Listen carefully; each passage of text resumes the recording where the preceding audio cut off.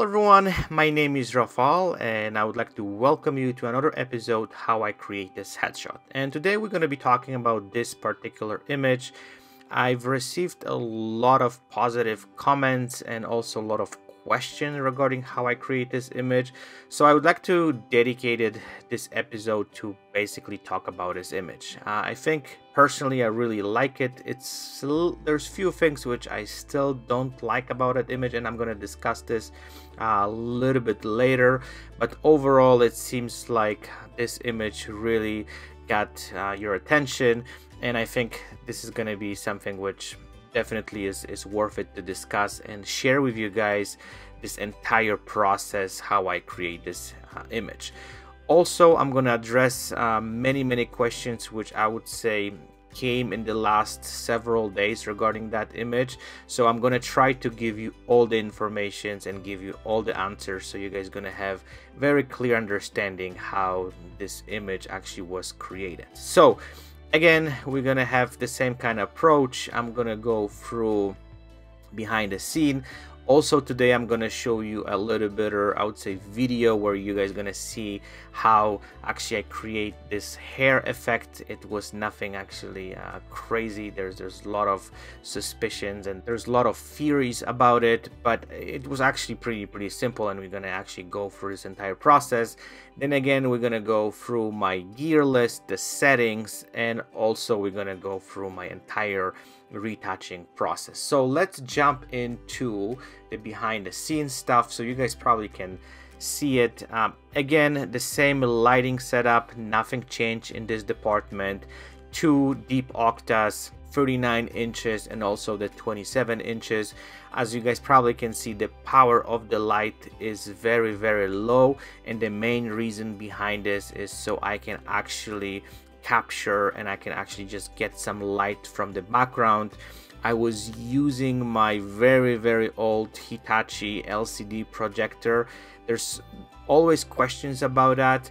I'm gonna repeat myself again, but this is very old projector. I have this projector for the last 10 or plus years, and it's only 1600 lumens, and I'm actually just projecting this off my gray wall, and it still works. It still needs a little bit, or I would say, editing in post-production, but for the needs I have, it works really perfect. So I highly recommend it. If you guys would like to go this path and use your projector, don't spend thousands of dollars, because it's not worth it.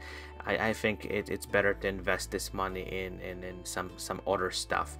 But this projector works well, and then I actually keep using it. So yeah, basically don't go crazy, because you really don't need something very high end. And so let's kind of discuss a few other details. As you guys probably can see, also I used silver reflector just to bounce the light, to just kind of do a little bit of fill. And let's talk a little bit about the hair, because that was something where I received a lot of questions. Did I use any fan? Did I use some hair blower or anything like that? Actually, none of that was used. Actually, she used basically her hands, and she was just basically throwing the hair into the air. And you guys probably can see, because I'm gonna basically show you a little bit of clip here so you guys can see exactly how this thing was actually done.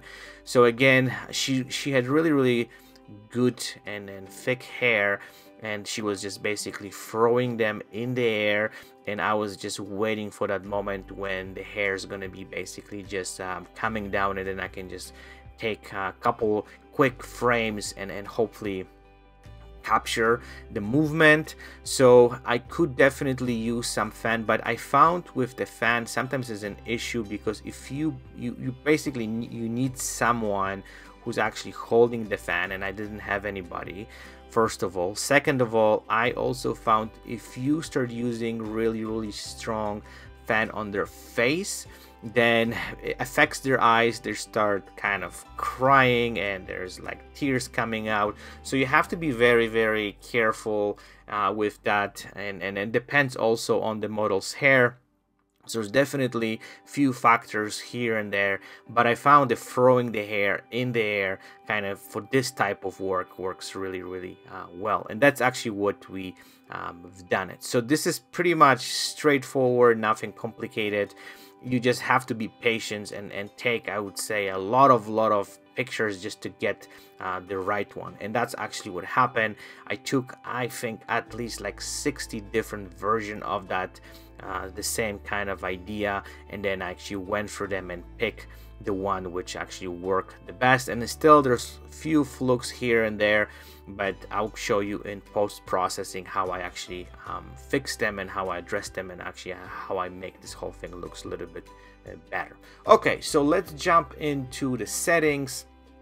So again, nothing complicated. I use my Nikon D800, Nikon 7200 VR2 lens. I use two Nikon SB910 and SB800 speed lights, alien ROM deep octa 27 inches and 39 inches. And let's go into basically the settings. 170 mil, that actually was my focal length, and the main reason is I want to capture basically the hair because they were pretty kind of wide. And then 125 of the second, the shutter speed. I could go a little bit higher just so I can actually basically kind of capture the movement, which is really kind of looks stronger, but I think 125 seconds. I want to get a little bit of blurred out of the hair, so that kind of worked really well. And then I shot at f40, that actually, so I have everything kind of sharp, and especially with the movement you want to make sure you don't have to kind of like aiming for the eyes, and then kind of, even though in this particular image I missed the focus tiny bit and she's a little bit blurry, but I can show you how I fixed that, so that wasn't big of a deal. And then white balance, of course, I set up manually to 5000 Kelvin. So speaking of all this settings, I just actually would like to give it to you today, this entire template for the settings and the gear. I know a lot of people are asking me like how I've done it. I actually did it myself. I found those logos and all those signs and actually just pick specific font to create this, and I'm actually gonna give it to you. So just go down to the description, and then there's a link where you guys can download it, this template, and you guys can basically use it for yourself. And there's two different versions of it. There is a square, which I use for my Instagram, and then it's going to be a little bit of different form, which I use for my Instagram stories and Facebook stories. So please feel it, share it.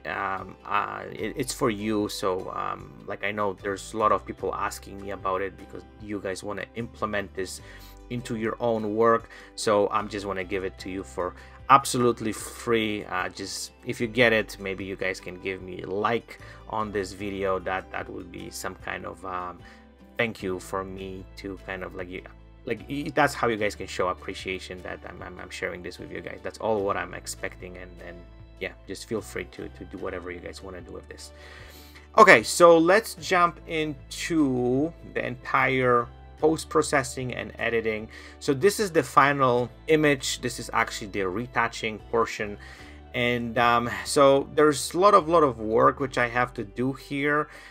Basically, we went through the skin retouching. I did a little bit of skin also adjusting because there's so many things which I had to actually do here just to kind of make the hair look the way it looks. And then yeah, just kind of do some color toning and just work on some little details here and there. So let's kind of uncheck and take a look how this image look like basically straight from the camera. So as you guys probably can see there, the hair are a little bit messy.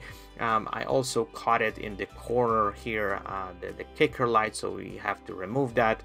The skin actually looks pretty good. I had actually on that shoot makeup artist, so she did amazing job to clean up some of those stuff. But there's again some pimples, there is some stuff on her face which would have to be removed. As you guys can also see, there's some bags underneath her eyes. so that also would have to be taken care of. And also you guys can see this image is a little bit like the eyes are sharp, but the skin is a little bit out of focus, and I was kind of like upset about it because you know, like you get those shots where you want them to be perfect and then they're a little bit off, but it was good enough so I could fix those things and just kind of make this whole thing looks good. Okay, so let's jump into basically this entire process. As you guys probably can see, I've done a little bit, and again, this process actually just goes by some kind of rules which I'm following, but there's a lot of things which I'm unfolding throughout the process itself. Okay, so the first thing what I've done, as you guys probably can see, I removed the kicker light in the corner, so it was pretty easy process. I just used the clamp tool and I removed that. So that was the first thing. The next step was just a general cleaning, as always. So I've done a little bit of hair cleaning, and also she had some pimples on her face, on her chest, so I actually just removed them. Also in this case, she's got like the rings, which also I'm not really big fan of that stuff because it's just taking away the attention. And I basically talked to her and I said I'm going to remove this whole thing, and she was completely fine with this. But I think, you know, those things sometimes work, sometimes they don't. But in this particular case, I thought this is not going to work, so I just removed this stuff. Okay, so the next step again is pretty much the same, is dodge and burn. So all this discolorations and things which you know they giving the image some kind of rough look on their skin, actually they removed. So basically that was the first step. So you guys can see I clean it up, especially underneath her eyes. There's some harsh shadows on her forehead, and I basically just clean this whole thing up. Okay, so the next step, I did a little bit of color toning. So you guys probably can see I change a little bit color, I add a little bit of contrast to the image. So there's again the same kind of process. There's the color balance, then I do the contrast with the black and white layer, then I remove a little bit of saturation just to kind of get the image a little bit more kind of polished look, and then with the curves I brought up, actually balance it out, basically the contrast, so the image has this nice actually pop. So that was before, this is after, so pretty kind of straightforward. You guys can also notice this image start getting a little bit of dimension, which is extremely important. Okay, so the next step, I actually went into basically the raw filter and just work a little bit on the colors just to kind of give not this kind of bluish, but I like this kind of green, I would say, tone, which kind of gives I don't know, this really nice pop. I actually just play with it a little bit just to kind of see what works best, and then actually just work individually with each color just to kind of make this look the way I want it. Okay, so the next step, I work a little bit on the hair. So this is something which I don't know, we'll discuss this a little bit later, but I was just kind of didn't know how much should I leave this whole thing messy. I wanted to make this whole thing as clean as possible, so I work a little bit on it, just kind of do a little bit of liquefying, and also just removing some of those flyovers just to make this whole thing look a little bit clean. Okay, so the next step, I work on her eyes. So when I start shifting all these colors, you guys probably gonna see it. The eyes kind of also got the blue tone and all this weird stuff. So I had to actually just remove that. So pretty straightforward. I just went to specific color and just removed the blue, which I thought it's not gonna work well. Okay, so the next couple steps here, basically I just add a little bit of sharpness to the image. Pretty straightforward. I have specific action for it where you can actually just sharpen the image, and you guys probably can see it's very subtle, so it's not extremely, I would say, harsh change, but I just want to make sure that the image is sharp, especially also when you starting putting this stuff online and then actually decreasing the size of the image. The sharpness also comes up a little bit, but I just want to make sure that her skin and her face is fairly sharp. So that was actually something where I was struggle a little bit, but I think it's a really easy fix, and it wasn't as bad, so it was still fixable. Okay, so the next step, I work a little bit on her hair. As you guys probably can see on the top, there's still a little bit of mess, and then there's some flyovers, and it looks like there's a little hole there. So I actually just filled it up just to kind of make this whole thing looks even. And I don't know if I just pushed this way too much or not. We'll talk about it, and then also I'm gonna hear maybe your feedback, what you guys think. But that was something which I always struggle a little bit how far I can go with this. Okay, so the next step, basically here, I removed some of those little pimples. There's still a few things here and there which I want to kind of like clear up. And then I went straight to the frequency separation. And again, I don't use this much, but I found there's still a little bit of harsh shadow underneath her eyes, and it is like the eyes looks a little bit baggy. So, and there's some shadows on her forehead, so I just want to make this whole thing looks as clean as possible, and I didn't want to kind of like go again through I don't know, color changes or anything. I think the frequency separation, because it was not big of a deal, was really easy fix, so I actually just cleaned this up.